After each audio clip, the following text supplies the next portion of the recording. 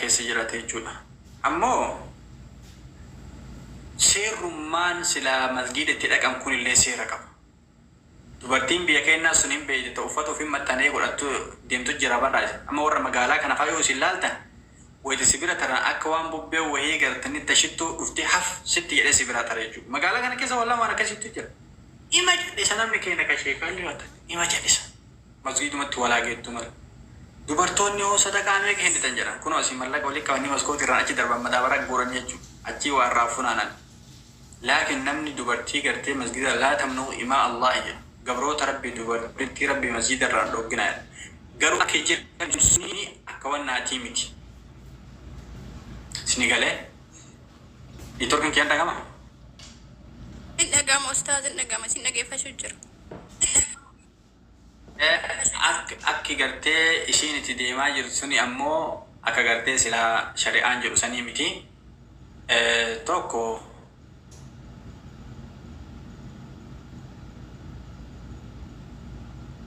shabakii abbadee badee mee koppilinkii godhame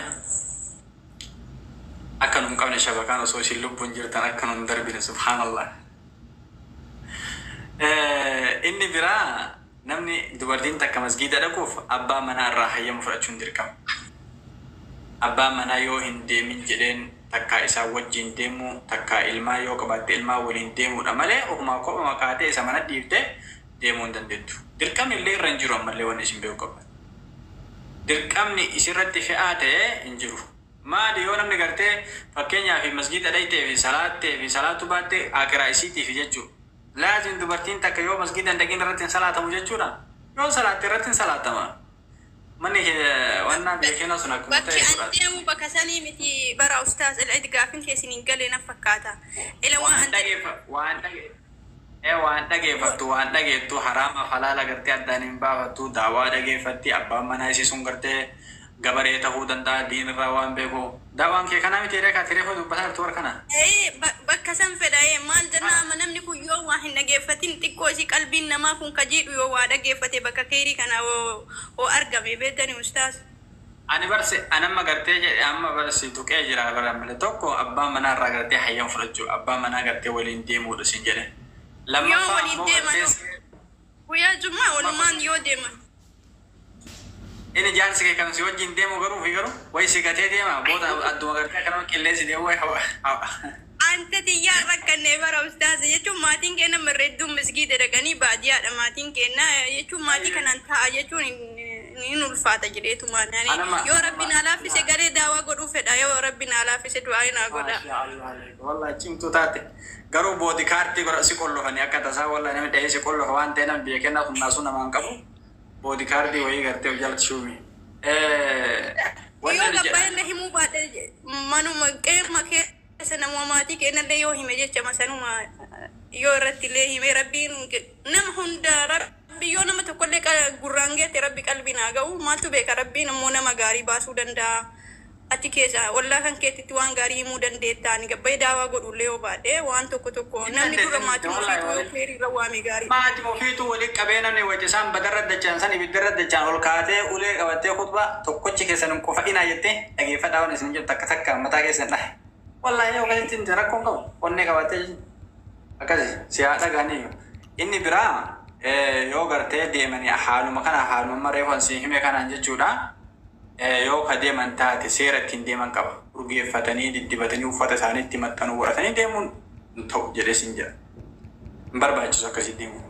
Laakiin ammoo gartee namni dirree iidaa dubartii dirree iidaatti rasuulli rabbii iida lamaanitu waame gartee akka isiin baatu dubartiin dirree iidaatti jechuudha.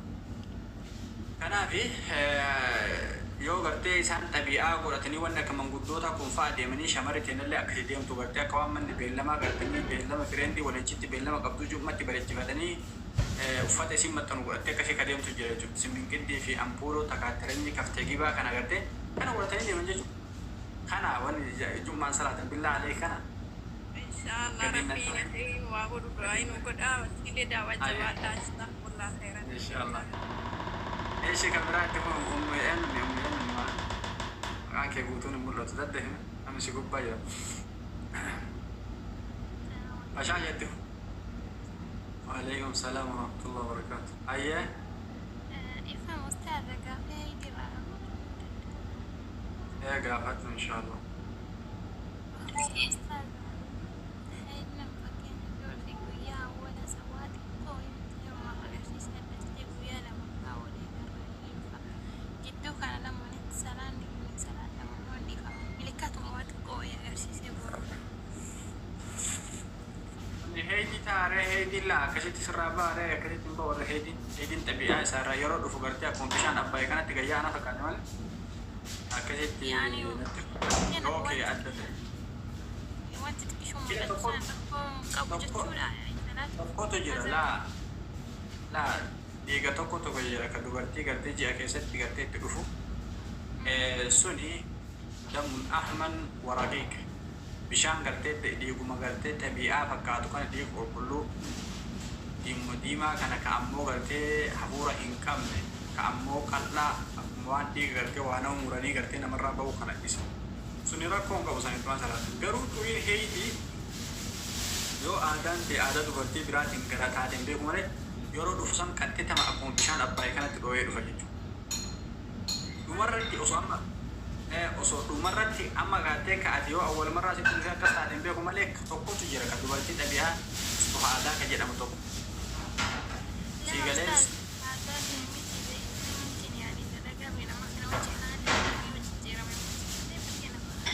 Miidhama wayii miidhama. Badee guyyaa lama oolee akkas guyyaa lama booda sirnaa ta'ee dhufa ግን milikatuma waa xiqqoo agarsiisa malee itti fufaan guyyaa lama. Hagam sirra turu guyyaa meeqa sirra turu? Guyyaa san laman dura dhufee mul'atee baduu san guyyaa sadi qofa agarsiisa malee sanii. Akka ta'e duuba gartee guyyaa inni sitti dhufe sanirraa achumarraa dhaabbata eega amala duraanuu amala kana qabdaa?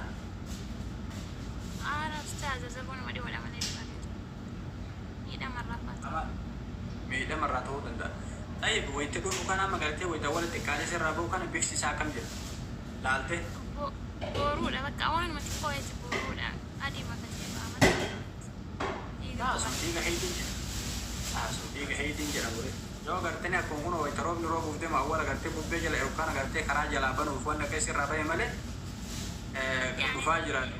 Guddichi dhufaa jira. Salaata irratti rakkoon qabu jechuu yaani salaata soomana akkas rakkoon jechuu. Suni gartee yoo dhiiga heetii dhiigni heetii yeroo namarraa bahu aswad lahaa ri'aa araa gartee gurraacha durii heetii gartee gurraacha ammallee hafuuratu qaba najaa jechuudha. Yoo san hin tahin wanni ittumaan gartee nyaabaatee ittumaan gartee salaata malee waan naaf jira. Akkasitti munaa baale maaliif beekanii gartee amma keessitiif keetillee tokko ta'uu danda'a munaa. Akkasitti wallahi turii heetii wayituma dhufu gartee kun akkuma gidduu abbaayee kanatti kan yaa'u beeka malee dubartirraa. Akkasitti wal miidhamarraallee ta'uu ni mala beekamu. Ayyaa akkasitti itti fufa eenyu bashaasha.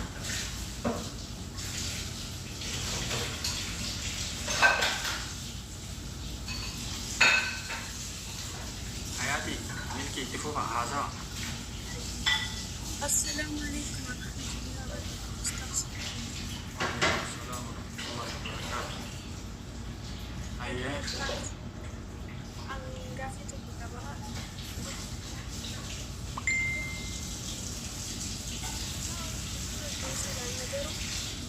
سلاتين عندك سلات الشايورات سكيت سوا بكمان عندك إذا أنت مستوى Akkam jechuun mee?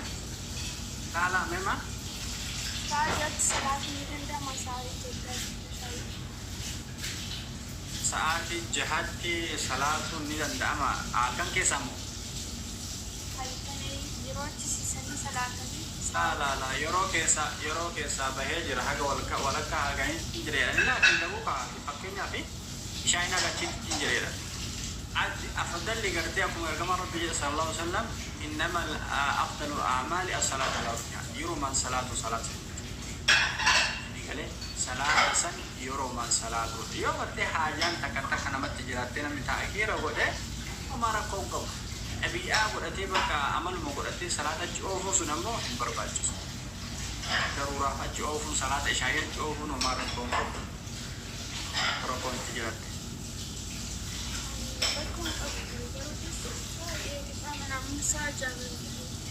La. Yeroo maa salaate yeroo qabaattee jennaan salaata yeroo keessan oolu. Yoo ammoo hojii wayii qabaattee achi ooftee suni daruuraadha. Agachiititti salaanni hin jireedha. Garuu caalaan dalagaa salaata gartanii caalaan salaata gartee yeroo maa isaatiif oqaatuma isaa irra salaata. Akkasii kan biraa itti fufa. Hajji ammas yeroo baay'ee guddaadha. Namnis yeroo daawwaa jiru. Yeroo salaatti sujuuda salaata keessi taa'ee godhatamu akkam salaata keessi silaayyuu Du'aayii jechuun salaata keessatti du'aayii qabadhu. Sagalee qabadhu jetti.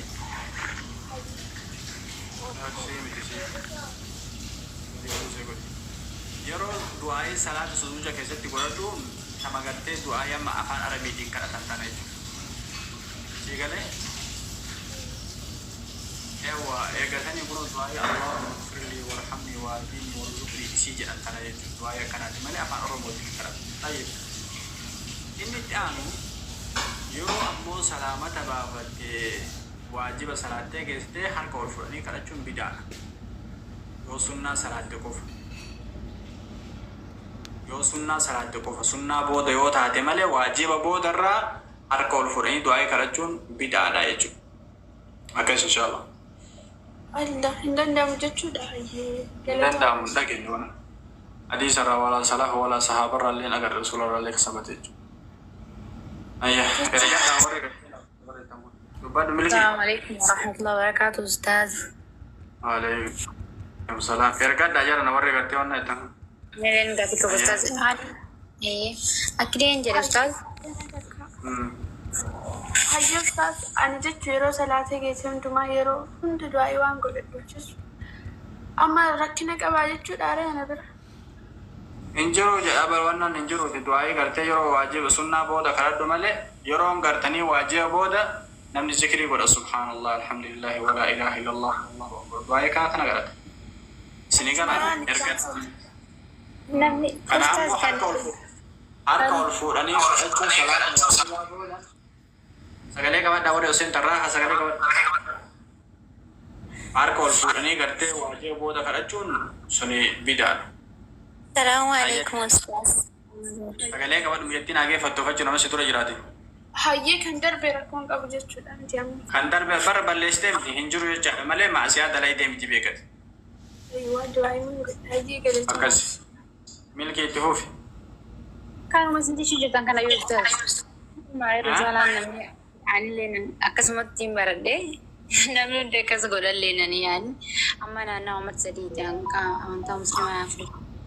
Yani namni hundi akkas godhallee akkuma masinti shujjirtu kana namarraallee akkasittiin argee. Kun hin ta'u jechuudha. Laalaa waajiba booda kadhachuu hin danda'amu. طيب أما اللي كان براي استاذ تكو يعني